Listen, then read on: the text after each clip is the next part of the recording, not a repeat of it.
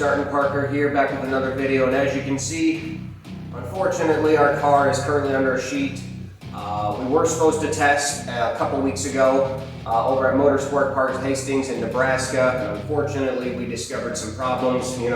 As you know, with buying a car, that's 20 years, close to 20 years old. It was built in 2006. Obviously not everything's going to be perfect on it. As with modern day race cars, we discovered a fitting was cracked on the gear hose, that runs to my gear cooler. And then unfortunately we discovered an issue with the fuel cell. Now it is not the fuel cell itself, but rather the bolts. For some strange reason, the sandwich pattern that we had the bolts on is not connecting properly. So it's causing what we believe fuel to escape in between the red casing and the bladder.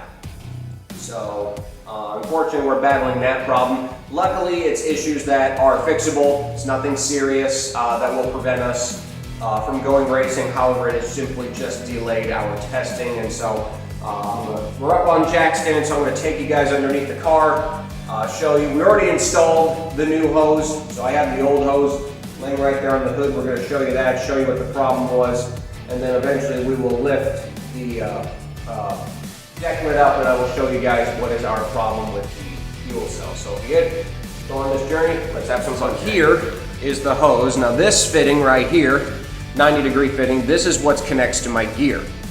This fitting right here is the one that connected to the transfer hose that goes to my gear cooler. Now, unfortunately, you can tell, I'll try to come in closely. You can definitely see some wear and tear on these fittings. Like I said, there's a little bit of gear oil still on them. I can't quite show you the crack. I'd have to zoom in perfectly, but luckily I'll insert a picture right here that you guys will see on the screen right now, and you guys can see in that picture where the fitting, you can see just the hairline crack in that fitting, and unfortunately that's all it takes for gear oil to escape. There wasn't a very major leak, very slow leak. We only lost just a little bit. We've already topped the gear oil back off, so that's not going to be a problem. But yeah, definitely frustrating how this one hose can cause such a problem. But yeah, I try to show the camera.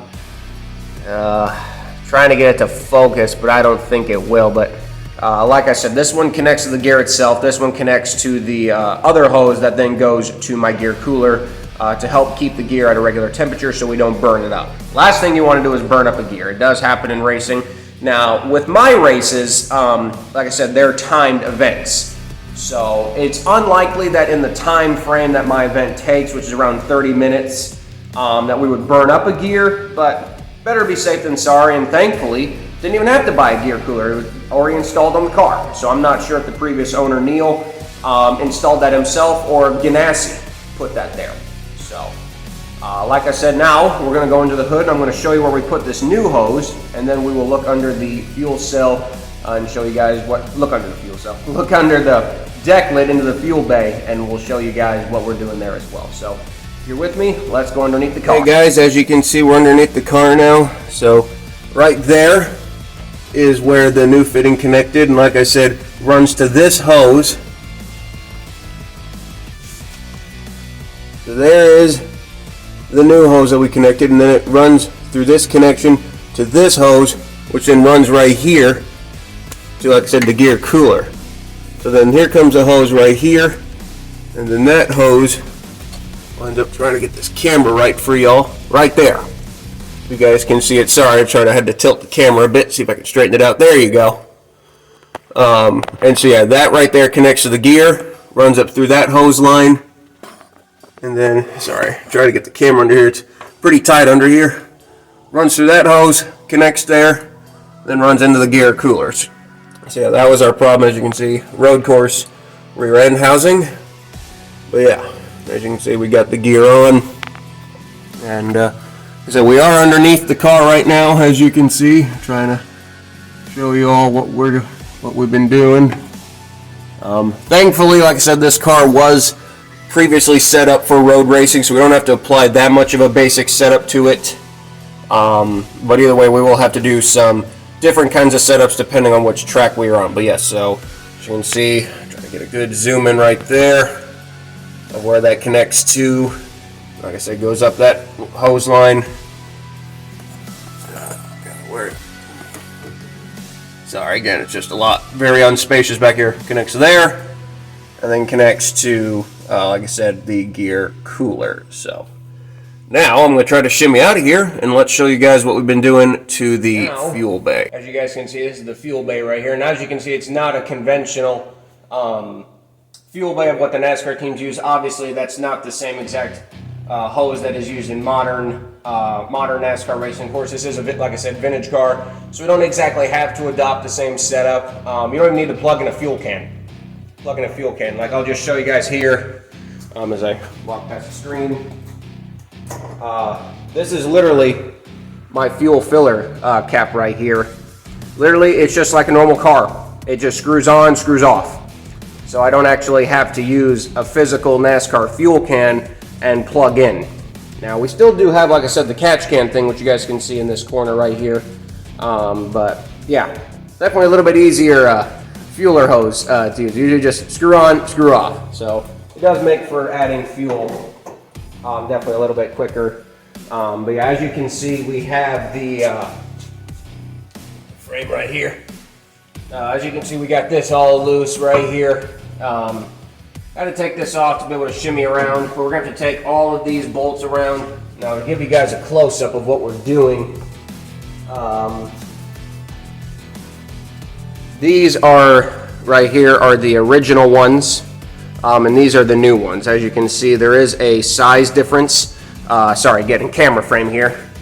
There is a size difference. We were told to try use smaller ones potentially to get the sandwich effect a little bit more crisp and to prevent the leaks. So we're hoping that works out. Obviously that'll get done in the coming days. But yeah, like I said, it's just been a hassle.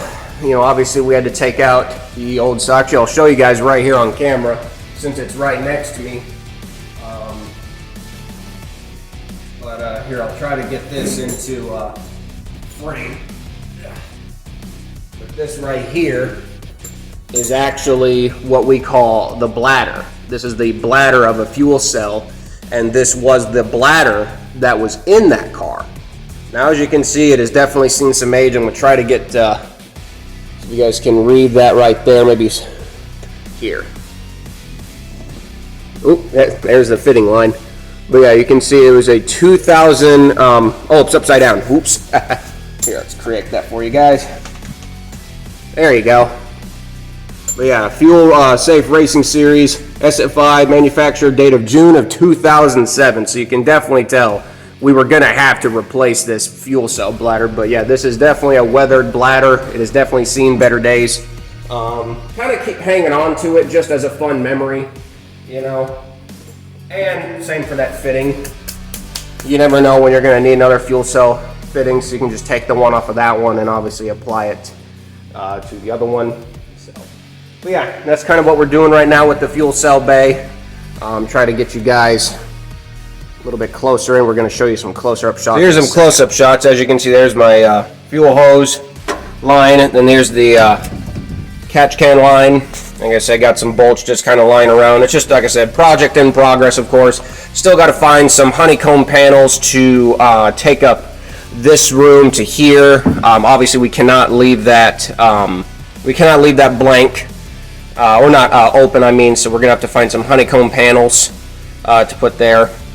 Like I said, so yeah, this is just our fuel bay. Obviously, modern NASCAR fuel bays look a lot different with the Gen 7 car, but if you do find an Xfinity car, their fuel bays will likely look a little bit similar to this, just maybe a little bit more clean. But as you can see, we got a new fuel cell. Not exactly a brand new fuel cell, but a newer fuel cell as what was required to get.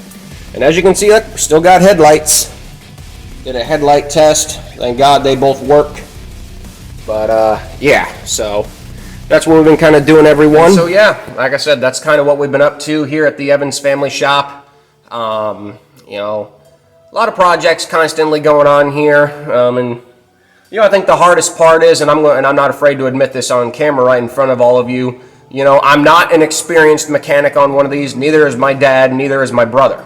And so you know, when it's the three of us trying to do stuff on this thing, you know, we're kind of going at it, you know, not with the best knowledge, but, you know, luckily with these cars and, you know, with other modern machinery, you know, my brother's the expert on that one back there. There's kind of an understanding. It's kind of an understanding of, you know, what goes here, what goes there, common sense here, common sense there. And luckily, you know, that kind of has helped us get along with projects. Obviously, we've had some outside help from some close family friends, and I want to give a shout out to a lot of the people in NASCAR. I shouldn't say their names. They probably don't know if they'd like that, but you know who you are if you watch this video. A lot of people who work in NASCAR have been very kind enough to reach out, lend a helping hand, and answer any of my many questions that I've had in doing this. I really do appreciate everyone's help and support with this. We do plan on testing this car because I got to get some test laps in this thing before I'm going to be taking it to the Glen for the first time. I got to learn the car. See how it reacts. And like I said, luckily we found a road course, Motorsport Park Hastings in Nebraska, or I-29 Speedway in Pacific Junction, Iowa. So it does help that there's two road courses not very far from me that we'll be able to go test these at. And like I said, we'll have full in-car video cameras there as well, so you guys will get to ride along with me as I test this thing for the first time. Let's hope it goes good.